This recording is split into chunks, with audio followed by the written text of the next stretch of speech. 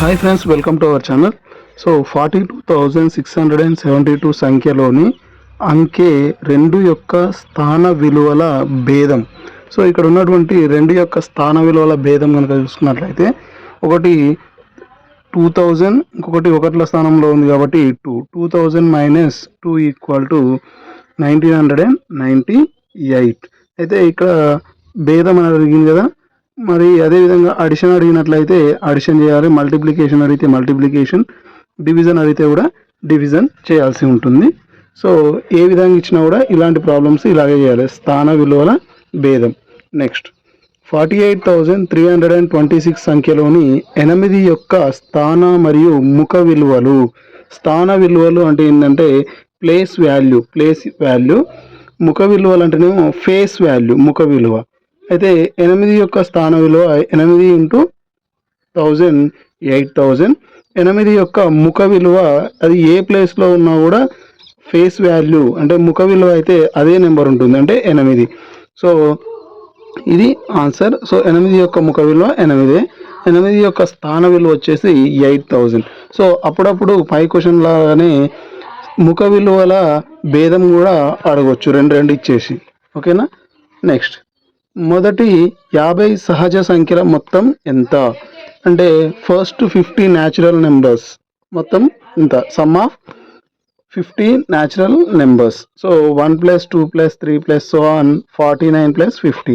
So ఇక్కడ వరకు ఉన్నటువంటి 50 వరకు మనం యాడ్ చేసుకుంటూ పోవాలంటే మనకు కష్టం కాబట్టి దానికి ఒక ఫార్ములా ఉంది, that is n × n + 1/2. n అంటే లాస్ట్ నెంబర్, n ఎంత ఉంది, లాస్ట్ నెంబర్ 50 ఉంది కాబట్టి 50 × 50 + 1/2. ఇది ఫార్ములాని యూజ్ చేసుకొని చేస్తే 50 × 50 + 1 51/2.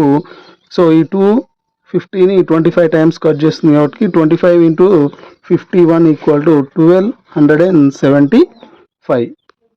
సో ఈ విధంగా ఎన్ని నెంబర్స్ అడిగినా, మొదటి 100, మొదటి 70, ఈ విధంగా ఎన్ని అడిగినా కూడా ఇదే ఫార్ములాని యూజ్ చేసుకొని మనం చేయాల్సి ఉంటుంది. మీరేం చేయండి అంటే ఇలాంటివి ఒక 2-3 ప్రాబ్లమ్స్ తీసుకొని ప్రాక్టీస్ చేయండి, ఈజీ అవుతుంది. సో ఫార్ములా వచ్చేసి n × n + 1/2. నెక్స్ట్ మొదటి 10 సహజ సంఖ్యల వర్గాల మొత్తం అంటే square numbers. So first 10 square numbers అంటే 1 స్క్వేర్ 2 స్క్వేర్ ఈ విధంగా 10 వరకు ఎంత వస్తుంది అని చెప్పేసి తెలియాలంటే మనము ప్రతి స్క్వేర్ నెంబర్ని రాసుకొని అడిషన్ చేయకుండా దీనికి కూడా ఫార్ములా ఉంది, n × n + 1 2n + 1/2. ఈ ఫార్ములాతో మనం చేసినట్లయితే వచ్చేస్తుంది, చూద్దాం. సో n అంటే ఇక్కడ n అనేది లాస్ట్ నెంబర్ కాబట్టి 10 ఉంది, ఫస్ట్ 10 అన్నాడు కాబట్టి 10 × 10 + 1 2 × 10 + 1. 2 × 10 + 1 అంటే ఇక్కడ n 10 + 1 11. సో 2n అంటే 2 10s are 20 + 1 21/2. సో 2 అనేది 5 టైమ్స్ కట్ అవుతుంది, 10ని పక్కన ఉంది కదా. సో ఆ విధంగా 5 × 11 55 × 21 చేస్తే 1155 ఈజ్ ద ఆన్సర్. సో ఈ విధంగా ఇవి మనము దాదాపు మీరు ఏం చేయాలి అంటే ఇవి డైరెక్ట్ గుర్తుంచుకోవడానికి ట్రై చేయండి, ఎందుకంటే ఆల్మోస్ట్ 50 100 ఇట్లనే అడుగుతాడు. సో మధ్యలో అడగడం చాలా తక్కువ. నెక్స్ట్ మొదటి n సరి సహజ సంఖ్యల మొత్తం. సో ఫస్ట్ ఈవెన్ నెంబర్స్ అడుగుతున్నాడు. సో మనం ఈవెన్ నెంబర్స్ కనుక తీసుకున్నట్టయితే ఫార్ములా వచ్చేసి n × n + 1. సో మనకు ఎగ్జాంపుల్ తీసుకున్నట్టయితే ఫస్ట్ 10 తీసుకున్నాం అనుకోండి, 10 వరకు ఉన్నటువంటి ఈవెన్ నెంబర్స్ అంటే 2 4 6 8 10 మొత్తం 5 ఉంటాయి కాబట్టి 5 × 5 + 1. సో దాని పరంగా మనం చేసినామంటే 30 వస్తుంది. సో ఆ విధంగా 50 వరకు ఉన్నాయి అనుకోండి, 50 వరకు ఎన్ని ఉంటాయి, 25 ఉంటాయి. సో 25 × 25 + 1. ఒకవేళ 100 వరకు అడిగిన అనుకోండి, 100 వరకు 50 ఉంటాయి కాబట్టి 50 × 50 + 1. ఈ విధంగా మనం క్యాల్కులేషన్ చేసుకుంటే సరిపోద్ది. అదేవిధంగా ఒకవేళ బేసిస్ సహజ సంఖ్యలు అడిగింది అనుకోండి, అప్పుడు ఏమవుతుందంటే దాని ఆన్సర్ n². ఒకవేళ మనం 10 వరకు తీసుకుంటే ఎన్ని వస్తాయి, 5 వస్తాయి కదా, 5² అంటే 25. ఆ విధంగా మనం గుర్తుపెట్టుకుంటే సరిపోతుంది. ఇవి ఫార్ములాస్, ఇందులో నుంచి అయితే తప్పకుండా క్వశ్చన్స్ అయితే రావడానికి ఆస్కారం ఉంటుంది. నెక్స్ట్ 1 నుంచి 100 మధ్య గల ప్రధాన సంఖ్యలు ఎన్ని. సో ప్రైమ్ నెంబర్స్, ప్రధాన సంఖ్యలు అంటే ప్రైమ్ నెంబర్స్. సో 1 to 100, 1 నుంచి 100 వరకు ఉన్నటువంటి ప్రైమ్ నెంబర్స్ ఎన్ని అంటే 25 ఉంటాయి. అవి ఎన్నెన్ని ఉంటాయి అనేది ఇక్కడ నేను రాసి చూశాను చూడండి. 1 నుంచి 10 వరకు 4, అదేవిధంగా 4, 2, 2, 3, 2, 2, 3, 2, 1. సో దీన్ని ఏ విధంగా మీరు గుర్తుంచుకోండి అంటే డిడి, బీబీసీ, బీబీసీ, బిఏ అని గుర్తుంచుకోండి. సో డి అంటే 4 ప్రైమ్ నెంబర్స్ ఉంటాయి. ఏంటివి? 2, 3, 5, 7, 11, 13, 17, 19. ఈ విధంగా మనం చూసుకున్నట్లయితే ఇవి ఉంటాయి. మన క్వశ్చన్ ఏ విధంగా అడుగుతాడు అని అంటే 1 నుంచి 50 మధ్యలో ఉన్నటువంటి ప్రైమ్ నెంబర్స్ ఎన్ని, లేదు అని అంటే 50 నుంచి వెళ్ళి 100 వరకు ఉన్నటువంటి ప్రైమ్ నెంబర్స్ ఎన్ని, లేదంటే 20 నుంచి వెళ్ళి 40 మధ్యలో ఉన్నటువంటి ప్రైమ్ నెంబర్స్ ఎన్ని.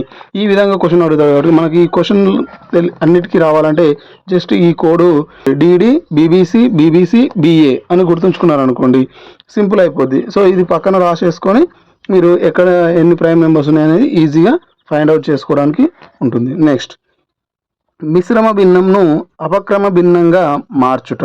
సో మిక్స్డ్ ఫ్రాక్షన్ని ఇంప్రాపర్ ఫ్రాక్షన్లోకి మార్చడానికి చూసాం. సో ఆ అపక్రమ భిన్నం ఫార్ములా వచ్చేసి పూర్ణ సంఖ్య ఇంటూ హారం ప్లస్ లవం బై హారం. ఇక్కడ మనం చూడండి 3 1/2ని ఈ 3 తోటి డినామినేటర్లో ఉన్నటువంటి 2ని మల్టిప్లై చేసి ప్లస్ 1/2 చేస్తే సరిపోతుంది. ఇది మీ అందరికీ తెలిసే. సో ఆన్సర్ వచ్చేసి 7/2. సేమ్ యాజ్ ఇట్ ఈస్గా 10 2/3 కనుక చూసుకున్నట్టయితే 10ని 3తో మల్టిప్లై చేసి ప్లస్ 2 చేయాలి. అంటే 10 3 30 ప్లస్ 2 32/3. నెక్స్ట్, 4/11 మరియు 6/16 భిన్నాలలో పెద్ద భిన్నం ఏది? సో ఇక్కడ మనకు పెద్ద భిన్నం, చిన్న భిన్నం అని చెప్పేసి కామన్గా అడుగుతూ ఉంటాడు ఎక్కువగా. సో అది చూసుకున్నట్టయితే 4/11 మరియు 6/16 కనుక చూసుకున్నట్టయితే క్రాస్ మల్టిప్లికేషన్ చేయాలి. సో 4 × 16/11 × 6. సో ఈ విధంగా క్రాస్ మల్టిప్లికేషన్ చేసినప్పుడు ఫస్ట్ 4 × 16 64, అదేవిధంగా 11 × 6 66. సో పైన ఉన్నదేమో ఫస్ట్ టర్మ్ అని, కింద ఉన్నది సెకండ్ టర్మ్. సో ఇక్కడ మనం చూసుకున్నట్టయితే 66 పెద్దది కాబట్టి సెకండ్ టర్మ్ అనేది పెద్దది. 6/16 ఈజ్ ద బిగ్ ఫ్రాక్షన్. ఒకవేళ స్మాల్ ఫ్రాక్షన్ అడిగిన అనుకోండి, అప్పుడు ఏమవుతుంది? 4/11 అనేది స్మాల్ ఫ్రాక్షన్ అయితే అవుతుంది. నెక్స్ట్ కనుక చూసుకున్నట్టయితే 10/15 మరియు 2/3ల సంకలనం ఎంత? సంకలనం అంటే అడిషన్. So 10/15 plus 2/3. సో ఇక్కడ డినామినేటర్స్ అంటే కింద ఉన్నటువంటి హారాలు సేమ్గా లేవు కాబట్టి మనం ఏం చేస్తాం? 10/15 ప్లస్ 2/3 ఇంటూ 5/5. 5/5ని ఎందుకు తీసుకున్నాము అని అంటే ఇక్కడ 3ని 5 తోటి మల్టిప్లై చేసినప్పుడు 15 వస్తుంది. అప్పుడు రెండు డినామినేటర్స్ అనేవి సేమ్ అవుతాయి. కాబట్టి ఆ విధంగా సేమ్ వచ్చేటటువంటి 3 టేబుల్లో 15 ఎప్పుడు వస్తుందో చూసుకోవాలి. సో 3 5 15 కాబట్టి 5 తోటి పైన కింద మనము మల్టిప్లై చేసినామంటే 10/15 ప్లస్ 10/15. సో 15 కామన్గా ఉంది కాబట్టి డినామినేటర్లో 15, పైన 2 అడిషన్ చేస్తే 20/15. మనం క్యాన్సిల్ చేస్తే 4/3 వస్తుంది. దీన్ని మిక్స్డ్ ఫ్రాక్షన్లోకి మార్చుకుంటే పైన చేసాను చూడండి, ఆ విధంగా చేస్తే 1/3 ఈజ్ ద ఆన్సర్. నెక్స్ట్ వచ్చేసి 2 పండ్ల బరువు 5 3/4 kgs. దీనిలో ఒక పండు బరువు 2 11/12 అయినా రెండవది ఎంత? ఇలాంటి క్వశ్చన్స్ మనకు తప్పకుండా అడుగుతారు కాబట్టి సో మొత్తం ఇచ్చేసిండు, అందులో ఒక దాన్ని ఇచ్చేసిండు, ఇంకొక దాన్ని రావాలంటే ఏం చేయాలి? మొత్తంలో నుంచి వెళ్ళి ఇచ్చినటువంటి దాన్ని తీసేస్తే ఇక మిగిలిందే వస్తుంది. కాబట్టి ఫస్ట్ మనకు తెలియని దాన్ని ఎక్స్ అనుకున్నాం, ప్లస్ 2 11/12 ఈక్వల్ టు 5 3/4 అవుతుంది. సో ఈ 2 11/12ని అటు సైడ్ పంపించడానికంటే ముందు మనం ఏం చేస్తాం? ఇది మిక్స్డ్ ఫ్రాక్షన్లో ఉంది కాబట్టి ఇంప్రాపర్లోకి మార్చుకోవాలి. ఇంప్రాపర్ ఇందాక చెప్పినా కదా, 12 × 2 24, 24 ప్లస్ 11 35. 35/12ని అక్కడ పంపిస్తే -30/5 12 అవుతుంది. ఇక్కడ క్యాల్కులేషన్ పార్ట్ కింద సేమ్ లేదు కాబట్టి సో క్రాస్ మల్టిప్లికేషన్ చేసుకొని కూడా చేసుకోవచ్చు. 4 × 12, ఇక్కడ 23 × 12 -4 × 35. అవి చేసేసుకొని క్యాన్సిల్ చేసుకుంటే మనకి ఏమొస్తుంది? ఆన్సర్ 17/6 వస్తుంది. లేదు అంటే మిక్స్డ్ ఫ్రాక్షన్లోకి మార్చుకుంటే 2 5/6 ఈ విధంగా కూడా రాసుకోవచ్చు. నెక్స్ట్, 10/11 యొక్క సంకలన విలోమం. సంకలన విలోమం అంటే సంకలనం అంటే కూడడం అని చెప్పిన కదా. 10/11కి సంకలన విలోమం అడిగింది కాబట్టి సేమ్ ఉంటుంది, విలోమం ఉన్నాడు కాబట్టి -10/11 అంటే అది క్యాన్సిల్ చేస్తే 0 రావాలి.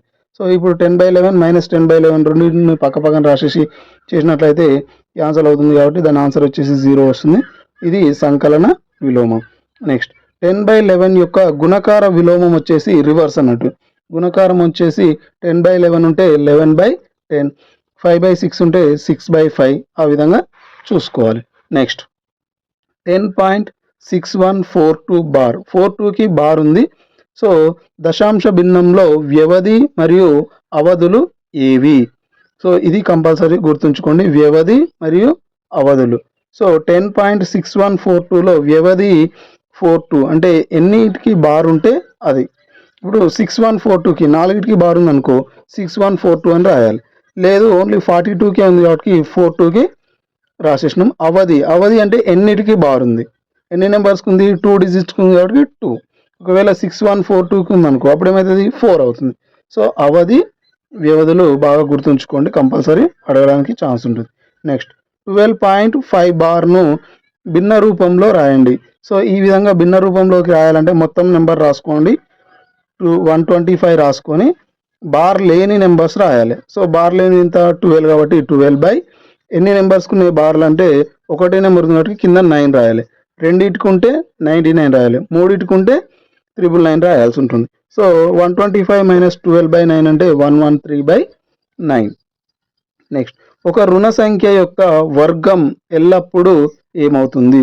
రుణ సంఖ్య యొక్క వర్గం ఎల్లప్పుడూ ఏమవుతుంది అంటే ధన సంఖ్య అవుతుంది.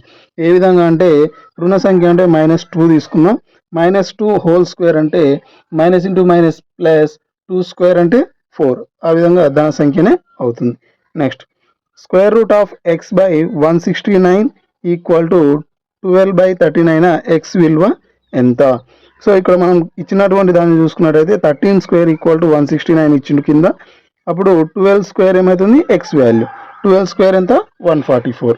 సో మీరు ఏం చేయాలి అంటే దాదాపు 30 వరకు స్క్వేర్ నెంబర్స్ అయితే నేర్చుకొని ఉండాలి, కంపల్సరీ యూజ్ అవుతాయి. నెక్స్ట్ ఒక తులం బంగారం అనగా గ్రాములలో తీసుకున్నట్లయితే 11.664 గ్రామ్స్ అయితే ఒక తులం బంగారం అవుతుంది. అదేవిధంగా సవర్లు తీసుకున్నట్టయితే 1.458 సవర్లు. సో అప్పట్లో సవర్లు గ్రాములలో కొలిచేది, ఇప్పుడు మనము తులం అని కాకుండా 10 గ్రామ్స్ పైన మనకైతే కాస్ట్ అయితే ఉండడం జరుగుతుంది. బయట మార్కెట్లో ఆల్మోస్ట్ 10 గ్రామ్స్లలోనే అమౌంట్ అయితే చెప్పడం జరుగుతుంది. నెక్స్ట్ ఒక మైలు అనగా, ఒక మైలు దూరం అంటే 1.609 కిలోమీటర్స్ని ఒక మైలు దూరం అని చెప్పేసి అంటాము. 12 డజన్లు అనగా 1 గ్రోసు, ఒక గ్రోస్ని 12 డజన్లకు ఈక్వల్. నెక్స్ట్ నిష్పత్తి అనగా ఒకే ప్రమాణం కలిగిన 2 రాసుల పోలిక. ఒకే ప్రమాణం కలిగి ఉండి 2 రాసుల పోలికనే నిష్పత్తి అని చెప్పేసి అంటాము. నెక్స్ట్ 10:11 యొక్క విలోమ నిష్పత్తి. విలోమం అంటే రివర్స్ కాబట్టి 11:10. నెక్స్ట్ అనుపాతం యొక్క గుర్తు కనుక చూసుకున్నట్టయితే ఈ విధంగా ఉంటుంది, డబల్ ఈస్ట్. సో దానికి A:B C:D. సో ఈ ఫస్ట్లో ADని అంత్యములు అని అంటే చివర్లకు ఉన్నాయి, ఇక్కడ ఈ చివరి ఉంది అక్కడ ఆ చివరి ఉంది, ఈ మధ్యలో BC మధ్యలో ఉంది కాబట్టి మధ్యమములు. సో ఇవి అంత్యములు, అవి మధ్యములు అవుతాయి. ఓకే ఫ్రెండ్స్, ఇది ఈ వీడియో. మరి ఈ వీడియో కనుక మీకు నచ్చినట్టయితే తప్పకుండా లైక్ చేసి మీ యొక్క ఫ్రెండ్స్ తోటి షేర్ చేసుకోండి. Thank you for watching.